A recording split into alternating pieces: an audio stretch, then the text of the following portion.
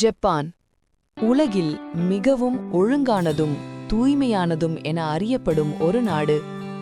அங்கு உள்ள நகரங்கள் வெறும் கட்டிடங்களின் தொகுப்பு அல்ல, அது ஒழுக்கத்தின் ஒரு பிரதிபலிப்பு.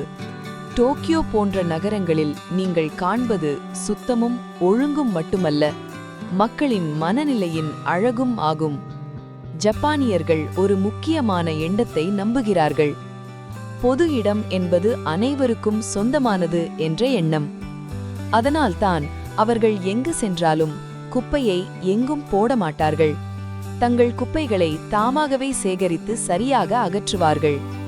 அவர்களின் வாழ்க்கையில் ஒழுக்கம் என்பது ஒரு பழக்கம் மட்டுமல்ல, அது ஒரு பொறுப்பு.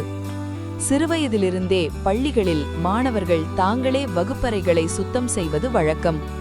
இது அவர்களுக்கு ஒரு முக்கியமான பாடத்தை கற்பிக்கிறது: தூய்மை என்பது ஒவ்வொருவரின் கடமை என்று. மேலும் உலகம் முழுவதும் பாராட்டப்பட்ட ஒரு விஷயம், ஃபிஃபா வேர்ல்ட் கப் போட்டிகளின் போது கூட ஜப்பான் ரசிகர்கள் தாங்கள் அமர்ந்த இடத்தை சுத்தம் செய்து சென்றார்கள். இது அவர்களின் பண்பாட்டையும் மனநிலையையும் வெளிப்படுத்துகிறது. நகர மேலாண்மையிலும் ஜப்பான் முன்னிலையில் உள்ளது.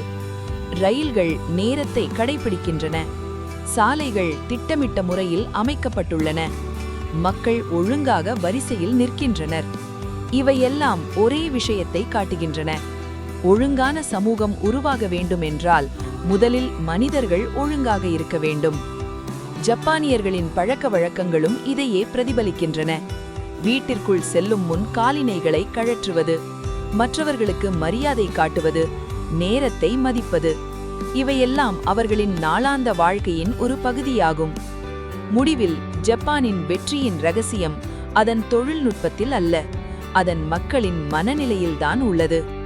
நாம் கூட இந்த நல்ல பழக்கங்களை கற்றுக்கொண்டால் நம்முடைய சமூகத்தையும் மாற்ற முடியும்.